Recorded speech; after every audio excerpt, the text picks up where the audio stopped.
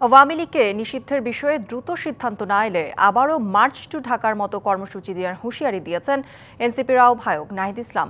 এদিকে আওয়ামী লীগ নিষিদ্ধের দাবিতে আজ সারা দেশে গণজমায়েতের ডাক দিয়েছেন জাতীয় নাগরিক পার্টির দক্ষিণাঞ্চলের মুখ্য সংগঠক হাসনাত আব্দুল্লাহ। শুক্রবার নিজের ফেসবুক পোস্টে শাহবাগের অবস্থান কর্মসূচি চালু রাখার আহ্বান জানান নাহিদ ইসলাম। দ্রুত সময়ের মধ্যে সিদ্ধান্ত না এলে সমগ্র বাংলাদেশ আবারও ঢাকা শহরে মার্চ করবে বলে উল্লেখ করেন তিনি।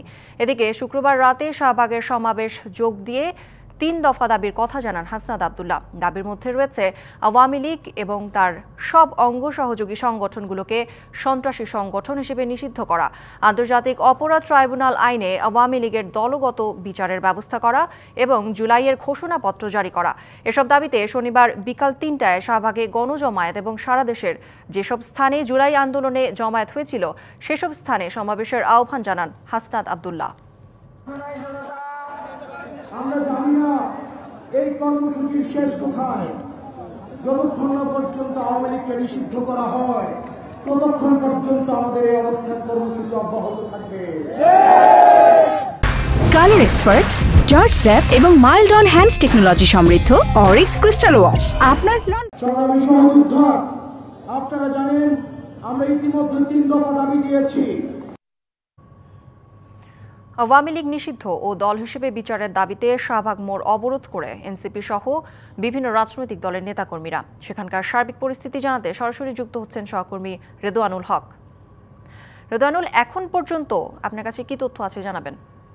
আপনি জানেন যে আওয়ামী লীগকে নিষিদ্ধ করার দাবিতে যে অবস্থান কর্মসূচি শাহবাগে চলছে সেটি নিষিদ্ধের আনুষ্ঠানিক ঘোষণা না আসা পর্যন্ত তারা কিন্তু চালিয়ে যাবার ঘোষণা দিয়েছেন এবং একই সঙ্গে ব্রিফিং এর মাধ্যমে হাসনাত আব্দুল্লাহ যে ঘোষণাটি দিয়েছেন যে সারা দেশের সকল জুলাইয়ের সময় যেই জায়গায় আন্দোলন হয়েছিল সেই জায়গা স্পটগুলোতে কিন্তু আগামীকাল গণজমায়েত হবে। তারই অংশ হিসেবে আজকের এই শাহবাগে তাদের অবস্থান তারা ধরে রেখেছেন এবং যতক্ষণ পর্যন্ত না এই দাবি বাস্তবায়ন হবে ততক্ষণ পর্যন্ত এই আন্দোলন চালিয়ে যাবার ঘোষণা দিয়েছেন। আপনি দেখতে পাচ্ছেন যে আজ এই গভীর রাতেও কিন্তু শাহবাগ মোড় অবরোধ করে এখানে আন্দোলন চালিয়ে যাচ্ছেন বিভিন্ন রাজনৈতিক দলের কর্মীরা। আমরা এখন যেখানে দাঁড়িয়েছি এখানে ইনকিলাব মঞ্চের একটি প্রদর্শনী চলছে যে জুলাইয়ের সময় এবং পিলখানা হত্যাকাণ্ড সহ বিভিন্ন সময়ে হেফাজতের যে শাপলা চত্বরে যে গণহত্যা হয়েছিল এবং যুদ্ধাপরাধ ট্রাইব্যুনালে যে বিষয়গুলো ছিল সেগুলো এখন এখানে প্রদর্শনী করা হচ্ছে।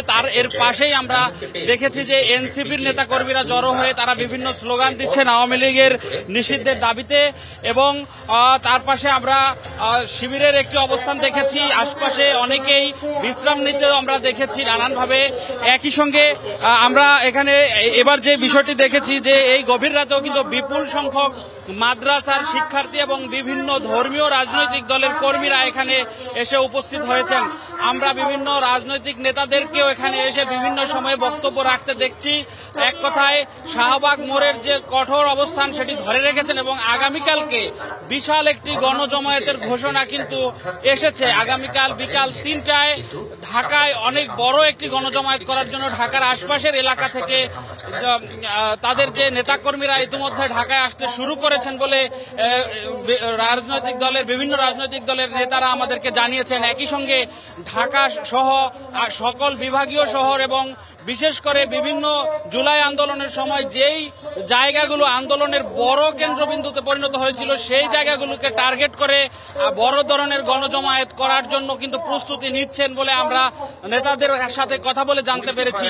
একই সঙ্গে সারা বাংলাদেশের সকল জেলা উপজেলা থানায় যেখানেই সুযোগ রয়েছে সেখানেই সাধারণ মানুষকে জমায়েত হয়ে আওয়ামী লীগ নিষিদ্ধের দাবিতে তাদের যে আন্দোলন কর্মসূচি সেটিকে জোরদার করার জন্য আহ্বান জানিয়েছেন।